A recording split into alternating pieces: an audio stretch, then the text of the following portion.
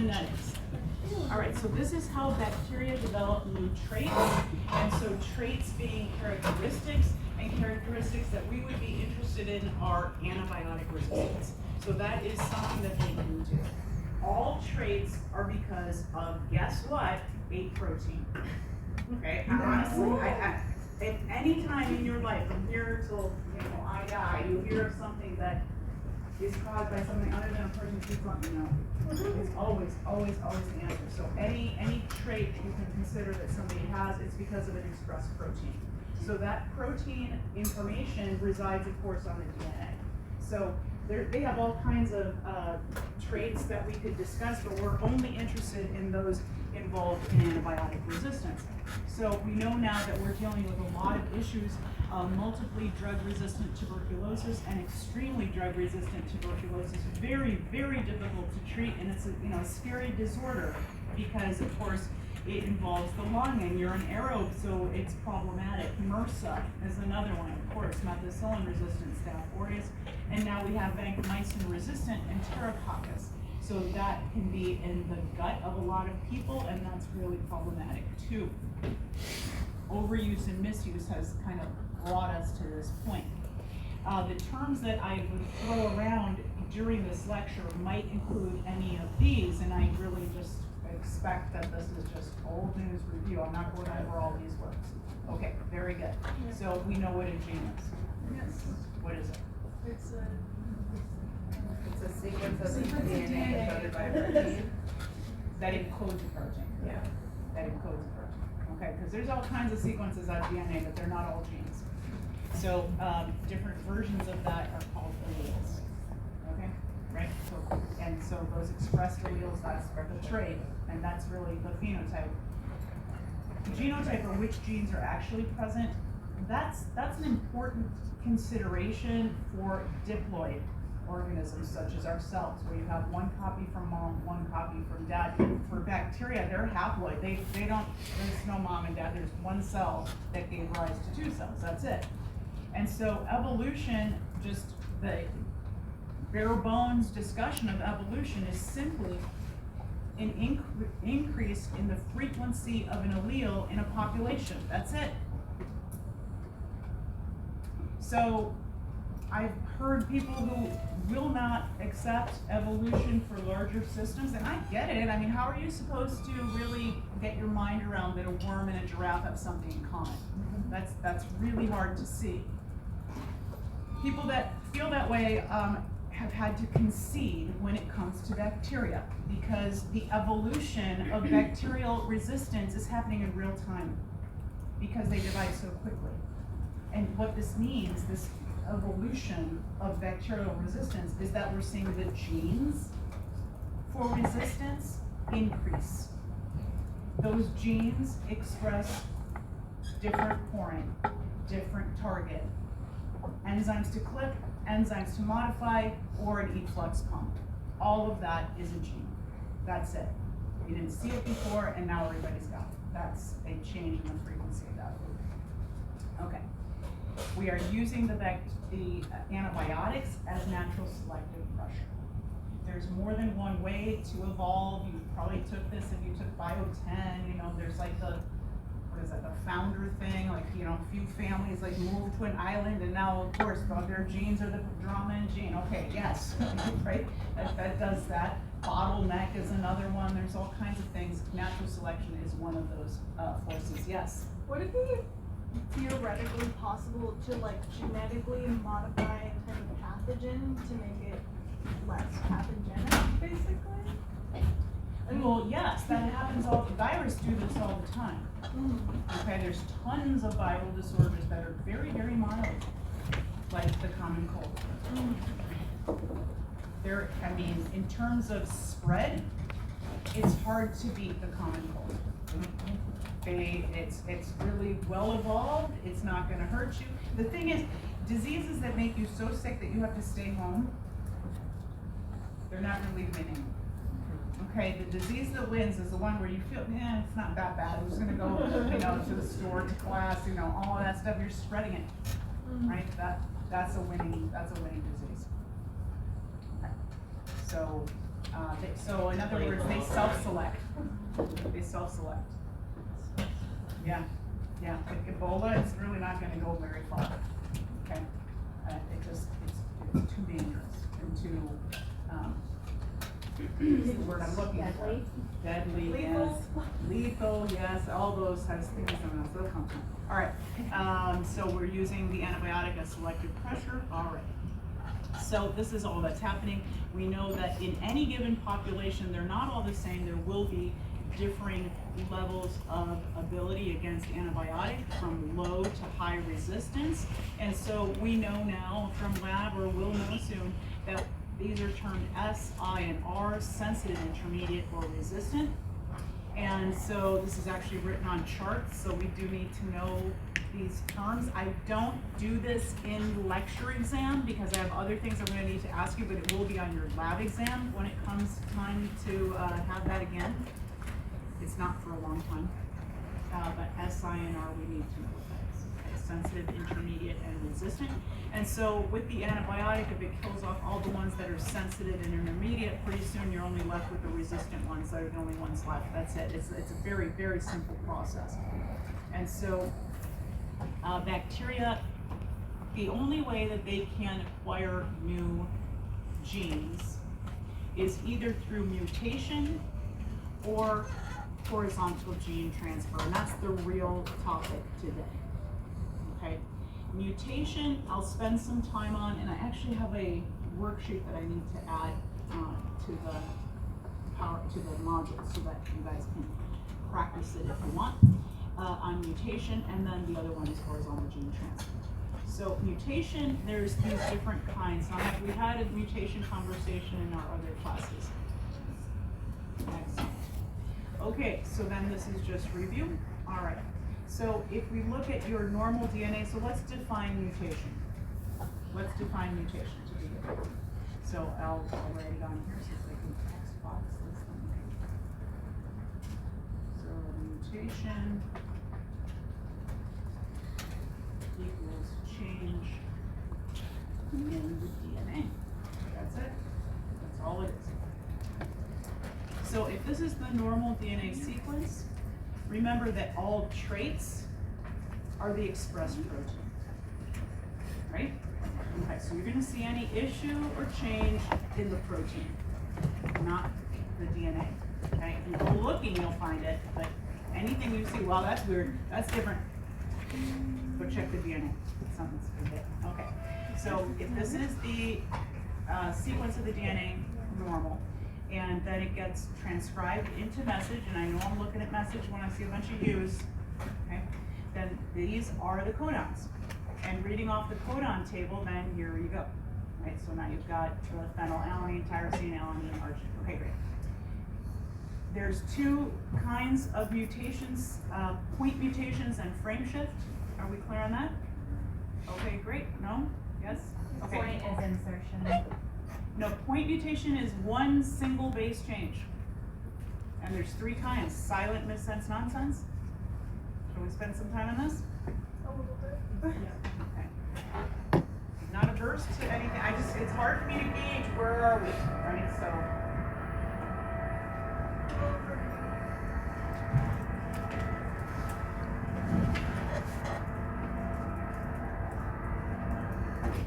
Okay, so.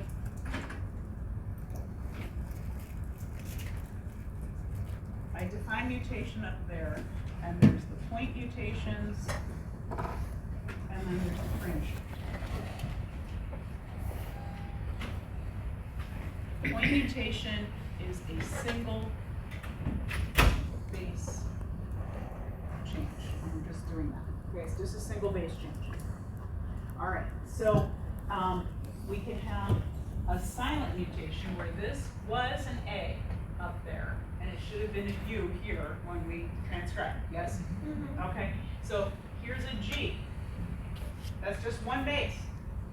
And now it's, instead of being U, it's U, crossing the G goes to C. C. It's still phenylalanine. And the reason for this, silent mutation gives you the same amino acid anyway, And this is because we have redundancy in the genetic code.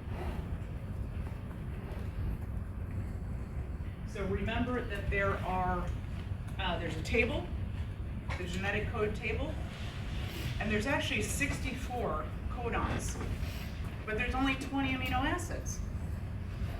So many amino acids have more than one codon associated. UUA and UUC are both phenylalanine. Okay, I'm telling you this, you're believing me, but really we would have to have the codon table right here so I could just confirm. Right? Okay, so that's the silent mutation. A missense mutation, it's up there, but what happens with the missense is that we get a single change, okay, so it's a single base change. First one is silent, get the same amino acid. Missense,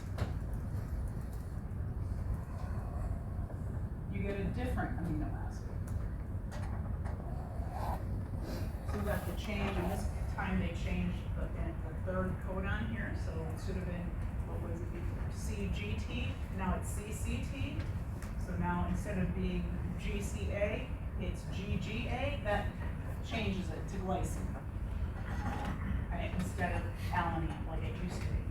And so a missense mutation might be okay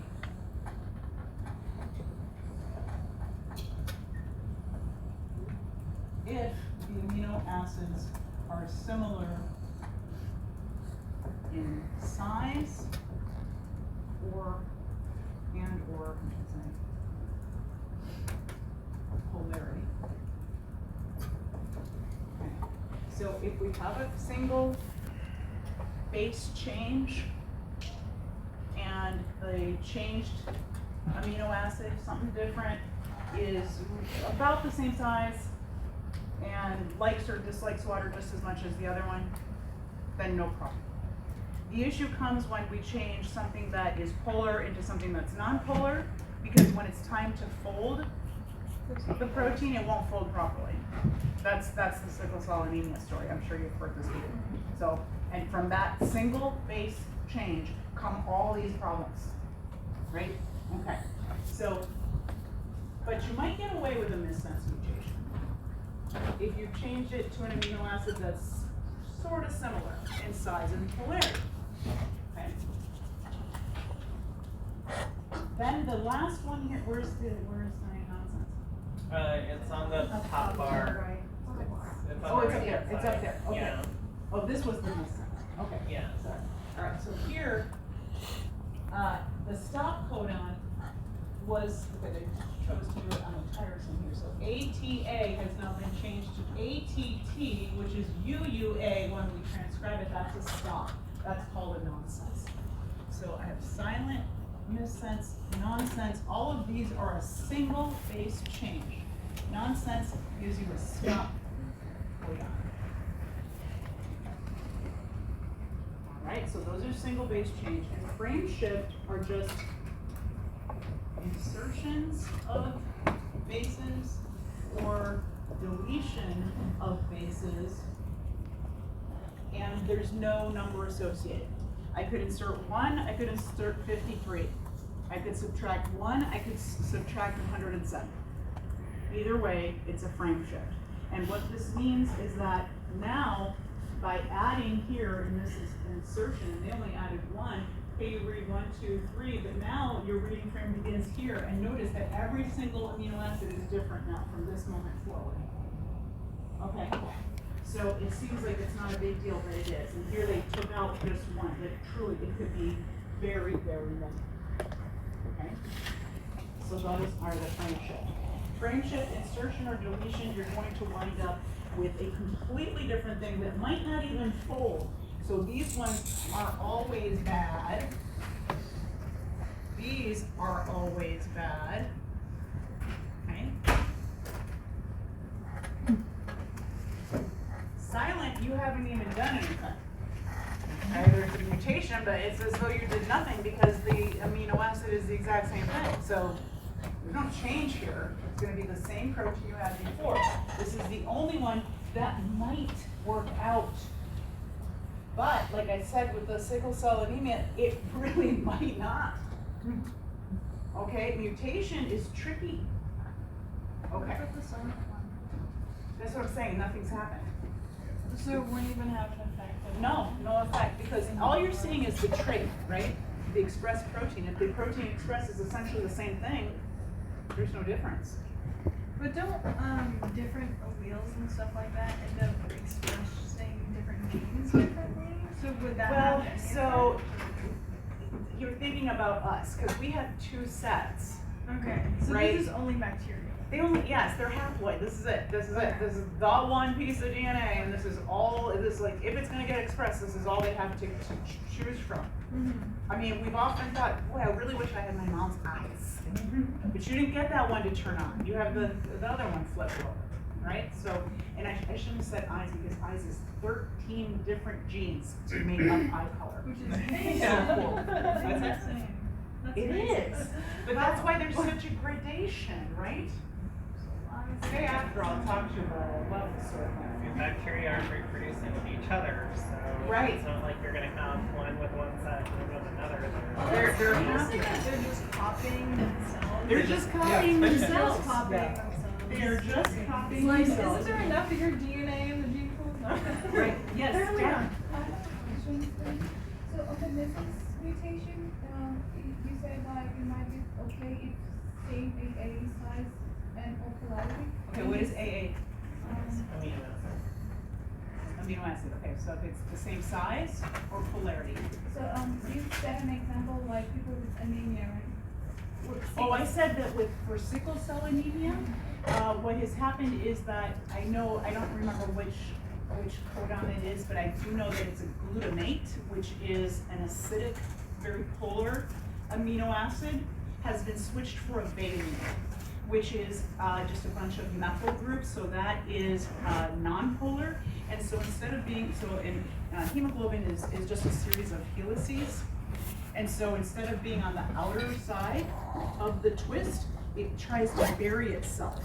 And so it just can't. And so this protein isn't in solution, it precipitates. And so inside of the red blood cell, which at maturity, all it is, it has already jettisoned, or it destroys essentially its nucleus. And so then it takes on that biconcave shape. It's just full of hemoglobin, 250 million copies per red blood cell. Now it takes on this strange sickled shape because every single one of the 250 million copies of hemoglobin is incorrect.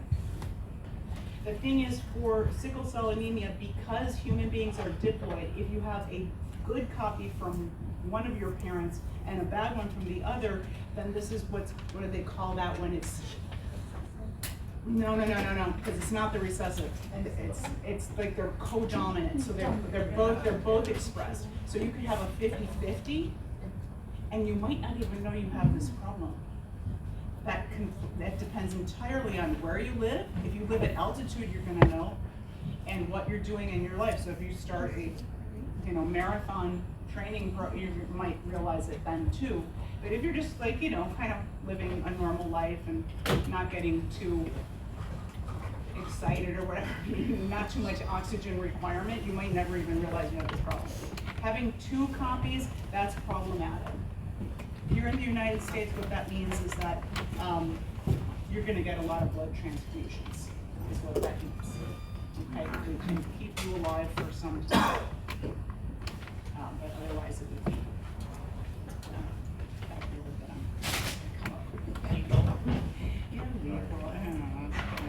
That's a boring word. That's not the word. All right, so these are just the different mutation types. All right. So the flow of genetic information in bacteria is vertical. One cell gives rise to 2. And it should do it without mistake. Now we know it makes mistakes 1 in every 10 to the 8th times it copies a base pair, so it makes mistakes. The only way that we could get, or bacteria could get variation on their own, is through mutation. But so mutation is change in the DNA. So if you want different DNA, you're saying I want to change my DNA, the only way available is mutation. And we know that most of the time, that's a really bad idea. Most of the time it doesn't work. The only one that you might get away with is missense. Okay? So that's it for them. They don't have what we have where every single generation is different from the one that it came from, because we're a sexually reproducing species. And I mean, I don't even want to go into how many gametes you're capable of making, each with a different complement of genes, right? Okay. Are you trying to ask me something? No, I was Okay. just thinking. Okay, because I feel like you were sort of. So, we will see whatever change in the expressed protein. Okay, that will be the trait. But they have this other way, and that's horizontal gene transfer. This is not something humans do. Horizontal gene transfer is when they pick up genes from the cell next door. We don't do that. Hanging out with tall people does not make you tall. You can't pick that up. This is what they can do. They can share genes with one another. And they do it in a horizontal fashion. And I'm going to skip through some of this here. So they don't really have parents, but they can have like a helper basically to get No. other genetic information? No, we're not going there. Don't go there. All right, so here's the vertical, the mutation. So I just want to say that there's a couple things that we know about MRSA, that they have in fact had mutation that has worked in their favor. So now we know that ciprofloxacin has a mutation in the DNA gyrase, which is also known as topoisomerase. Why don't I just change that?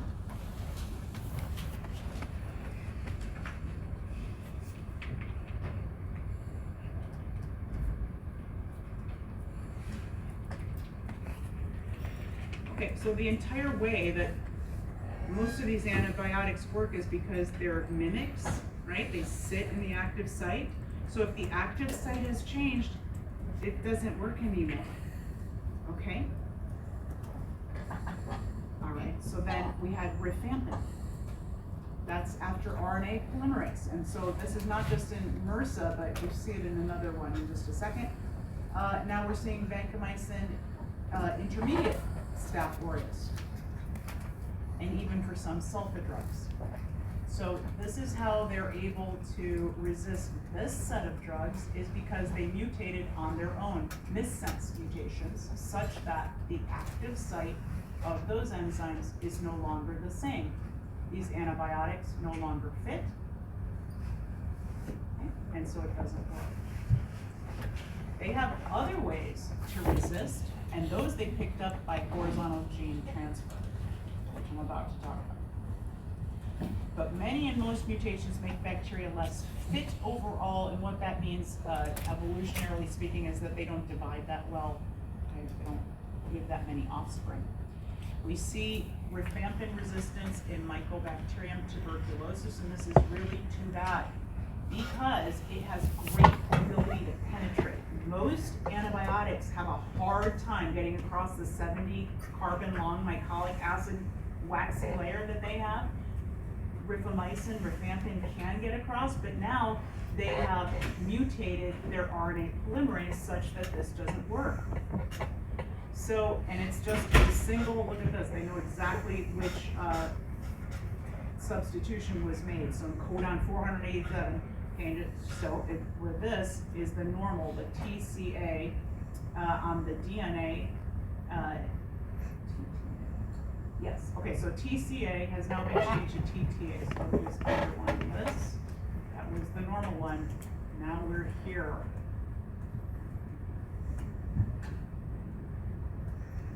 And so now that's changed it, where it was before AGU, now it's AAU.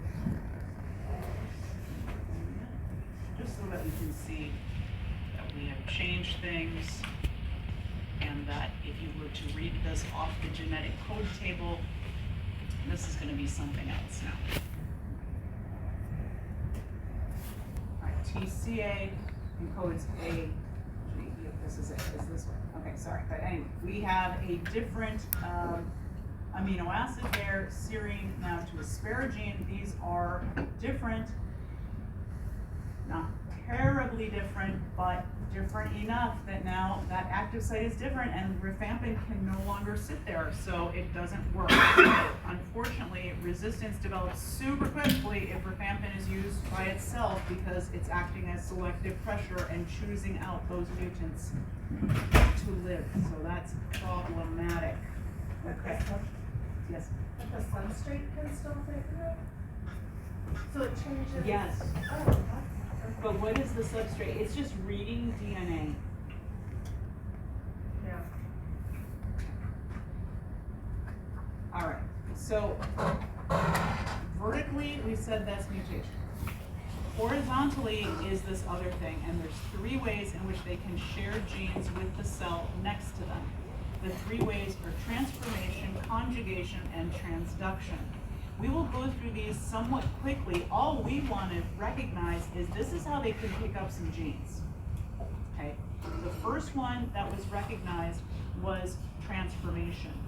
Transformation was figured out a long time ago by this guy Griffiths in England, and he didn't know what he had discovered. He just wrote the paper and was like, okay, this is what happened. And it took about 40 years later for people to come behind him and say, oh, okay, this is the thing. The problem was, this was back in like 1920 something, I want to say 28, and he didn't understand about DNA because nobody did, and nobody understood this. He was working with Streptococcus pneumoniae, and when you put it out on a plate, you recognize that there were actually 2 different kinds of colonies that he would see. Some that he called rough, because they were really small. If you looked at them up close, they're not super smooth or anything. And then these smooth ones, that is the way he called these. But really, this is 2 colonies together. Now remember that a long time ago when we were talking about a capsule, I said that you could kind of tell if you had an encapsulated organism on a plate when colonies were kind of smooshing together, even though you have really good streak plate technique and that happened to you anyway, it's because they have a capsule. So he was working with 2 different kinds of Streptococcus pneumoniae, one with a capsule and one without. He was testing them each on mice. And so the encapsulated organism, and it's a diplococci that has a capsule, when you put it into a mouse, the mouse would develop pneumonia and it would die, and when they would look in the mouse's blood, they would find Streptococcus pneumoniae that was encapsulated in the blood. He took the rough colonies, and you can see it's drawn too big. The other picture was correct. Okay, those have no capsule. They're just diplococci minus the capsule. Okay. Now, long ago when we defined capsule, I told you what it was made of, and I also said any organism that had it is virulent, meaning really able to cause disease. Okay.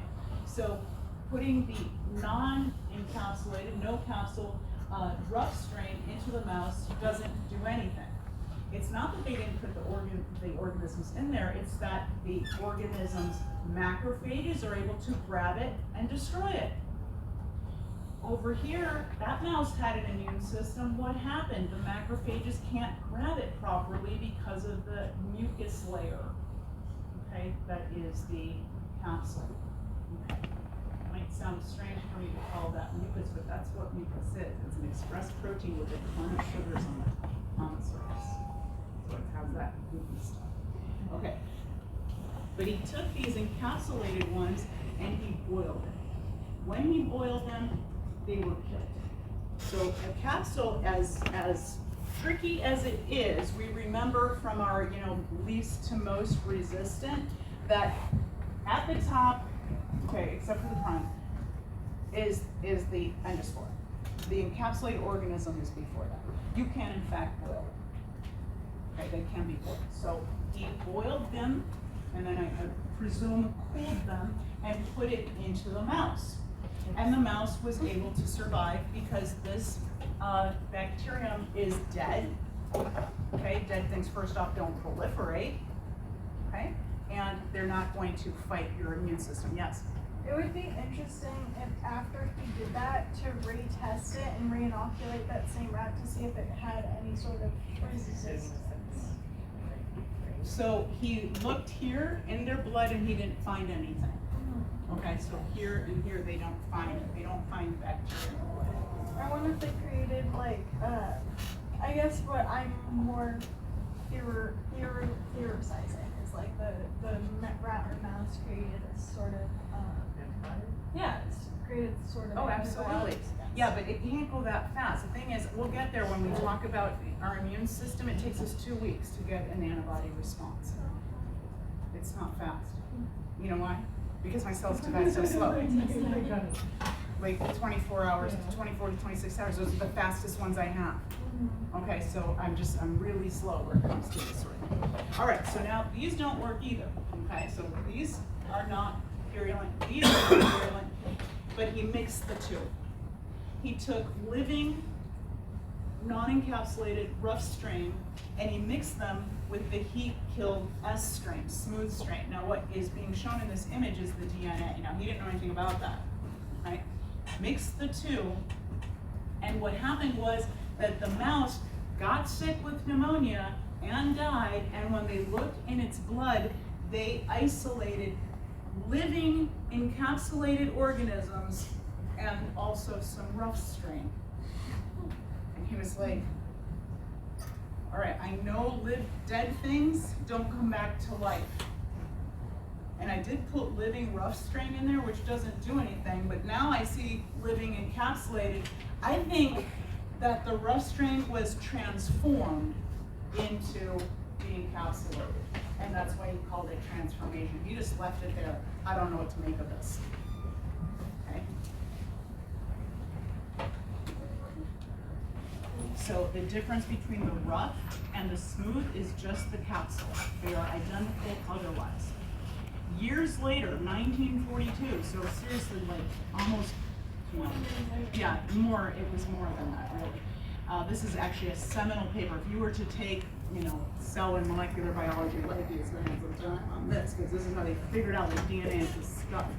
Okay, so they took S strain cells, so encapsulated Diplococci, Streptococcus pneumoniae, and they fractionated it, like split it up into different things: RNA, protein, DNA, lipids, and carbohydrates. So all the pieces and parts, and put each one, they mixed it with living rough strain to see what happened. Okay, RNA does not change the rough strain. They're still rough strain. Proteins. They were certain it was the proteins because proteins were doing everything, and there's 20 different amino acids, and they're so involved in every last aspect. This is going to be the thing, and they were surprised. No, proteins don't do it. Proteins don't change the rough strain into smooth strain, but the DNA did. And then they thought, okay, DNA is the genetic material. This is like a seminal work right here. Of course, lipids and carbohydrates, they just threw that in just in case, but no one thought that. Yes? When they fractioned off the S strain cells, how did they test those separate parts to see if it transforms? How do they know what's RNA, DNA, and lipid and carbohydrates?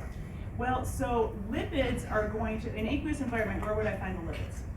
On top of the camera. Okay, so right, it would take that right off the bat, exactly. DNA and RNA can be separated based on size. Okay, the DNA is actually quite large. Remember I showed you a picture of what the DNA would be of a bacterium, right? Mm-hmm. So if you spun that down, that DNA will go there. They actually, I think the first thing they did was remove the DNA, okay? And next the proteins, lipids, okay? The RNA, carbohydrates, I don't remember how they did that. But yeah, they have ways of just, it's basically based on size and where it's spin out.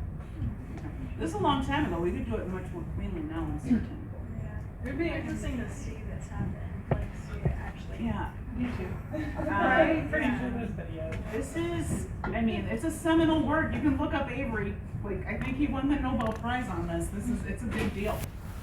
Okay, so what happened though in that Griffith experiment is that the dead S strain released all of its pieces and parts, but some of that DNA was accepted into the living R and now became part of its genome. Do you see that? Okay. How? Well, let's just ask ourselves. DNA is kind of big. How is it getting across a plasma membrane and wall and all that stuff? How do you think that happens? There's a protein behind it, of course. There's a protein, but only certain bacteria know how to do this. So mechanism of transformation is a little piece of DNA is taken up by a recipient cell and it joins in with its DNA and just recombines, which is similar to what you've heard of before with meiosis. Remember that the sister chromatid do this stage of meiosis and kind of swap genes this way. So this is kind of what's happening.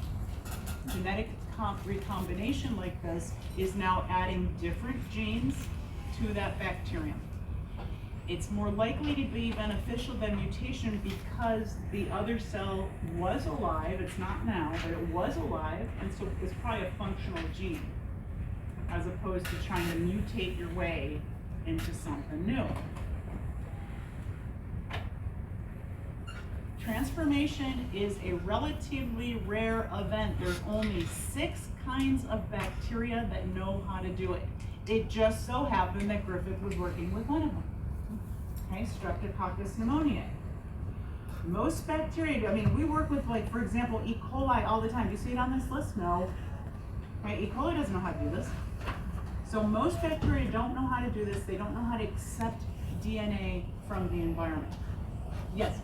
So I'm just a little bit confused because the experiment don't they like boil the bacteria? Wouldn't that like dissociate the hydrogen protein from oxygen? Well, you know, they did boil it and it would dissociate it and break it up, but little piece must have been okay enough. Yeah. It's like any antibiotics, really. I mean, it's just dead pathogen parts fixed in the food. Oh, you mean if you use an antibiotic, you're killing them, and so could this It's be? basically like a dead version of a virus, or not virus, but infection that is an antibiotic, right?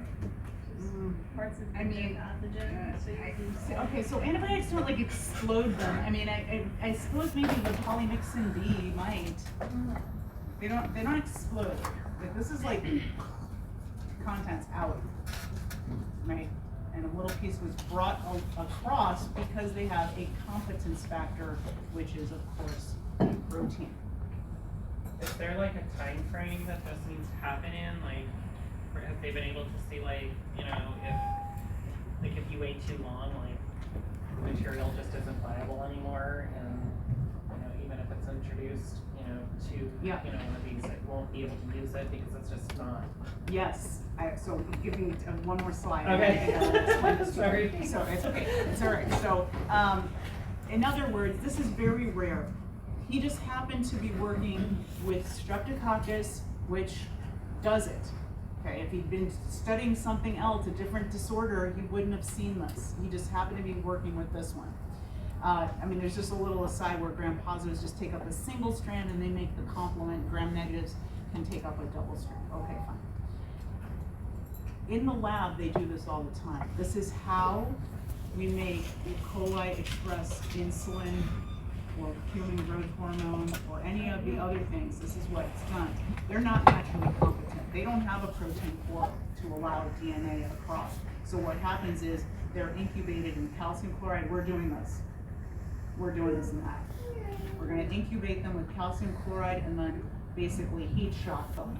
And what ends up happening is you make little holes in the E. coli, and we are going to incubate it with a plasmid, which I'll describe in just a moment. It's just a small circular piece of DNA. And then we quickly cool it down, and we're hoping that some of the plasmid actually got in, and that it then, by the cooling, that the membrane reseals. Guess what the success rate is on this? It's 1%. Yeah. But I've done this many times. So everything that it says in the directions, I quadruple it. Take 5 cells, take 20.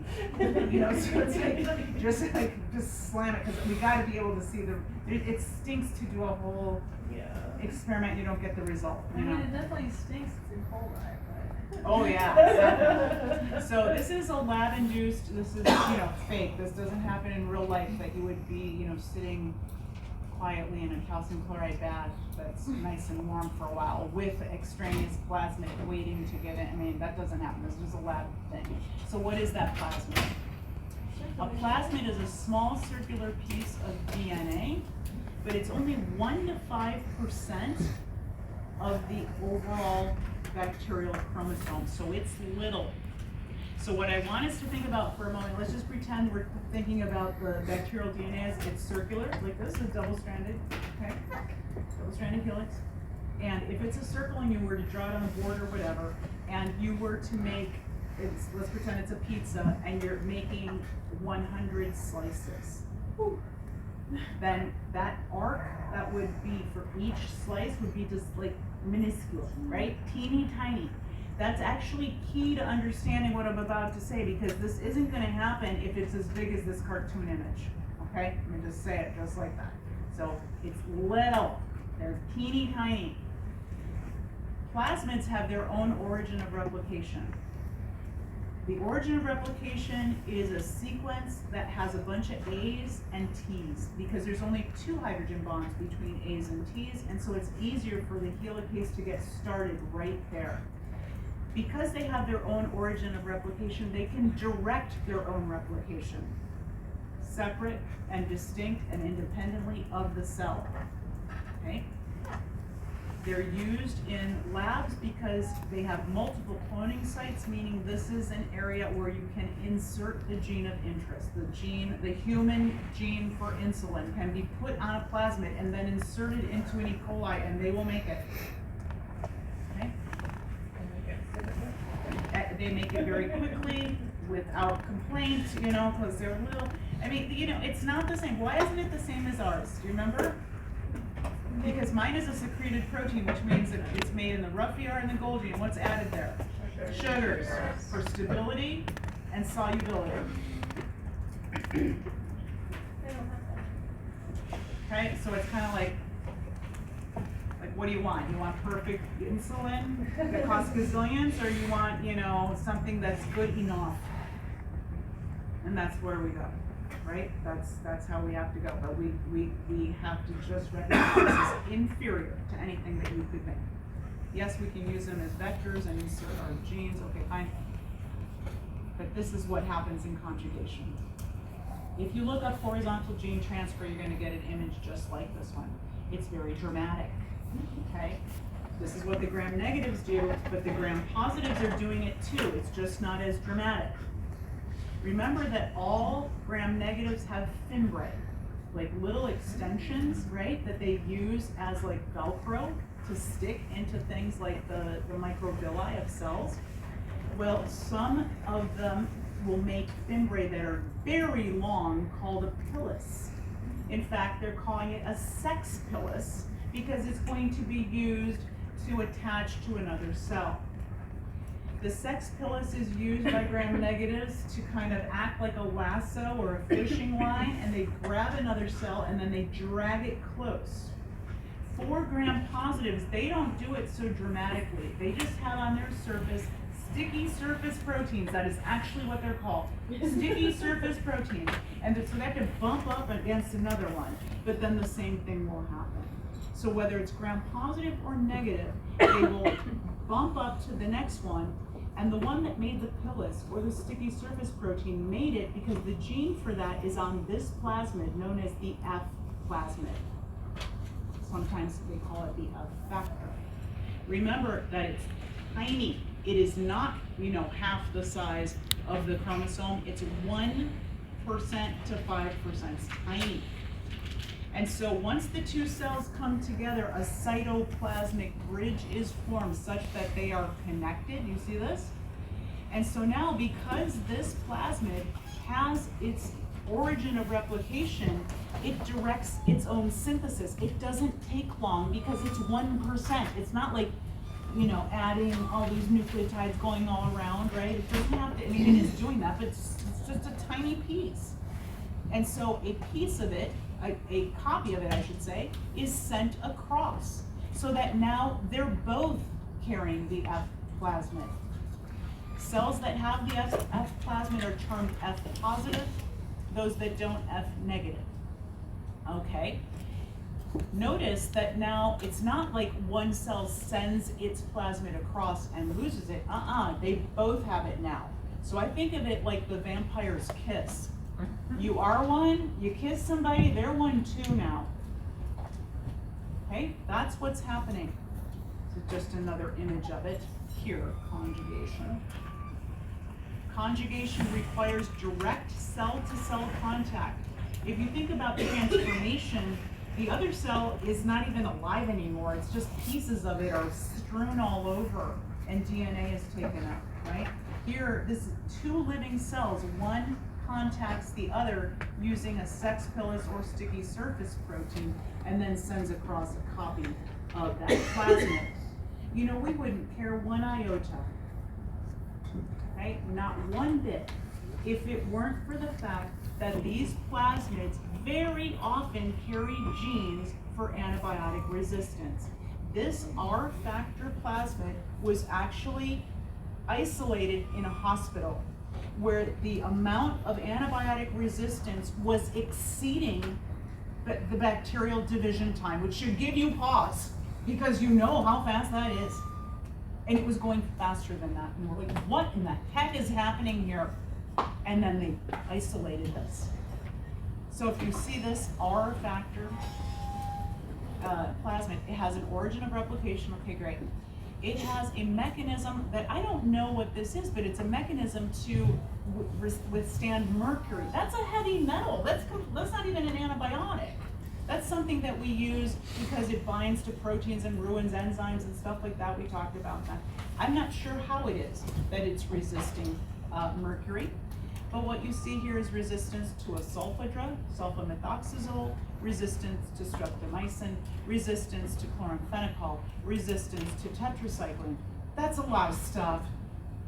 That's a lot of stuff on one plasmid. So, okay, this is antibiotic resistance. We know what this is. I don't know the specific thing of what it is, but it's probably an enzyme to cut, an enzyme to modify, or an influx pump. Okay, those are the things. The other two, the reduced permeability and the change in the target, you mutate your way into that one. Okay? You don't mutate your way into an enzyme. You picked it up the same way. Okay? So notice that what else is on here is the information for the pilus or the conjugation protein, right? Like right here.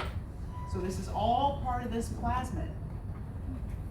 We do have high frequency, you know what, I'm gonna skip this. This is just too highly, it's just occurred to me, like as I was making even just the last exam, like, you know what, it's too much info. And then you know, in the end, you're studying for the test, and then what?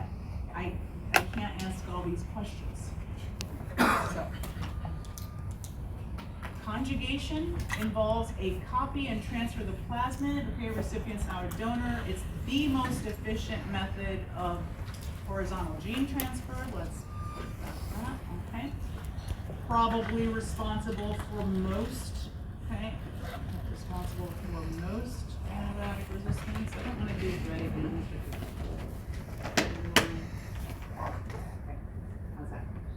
All right, so it's probably resistant for most of what we're seeing is probably conjugation. You know, and that's, given what you know so far, you know that has to be true because it can't be transformation if only 6 of them even know what to do with it, right? This is the one. All right, and so it has a broad host range, and here's what the bad thing. Gram negatives can give it to gram negatives, gram positives can give it to gram positives, and we've seen gram negatives give it to gram positives. So it's like, oh great, thank you very much, right? So this is what's happening. Real problem. Okay. Bacterial origin. I think we need to stop right now. Okay, so what I'm gonna do is upload this, so this is now gonna change what's on the module.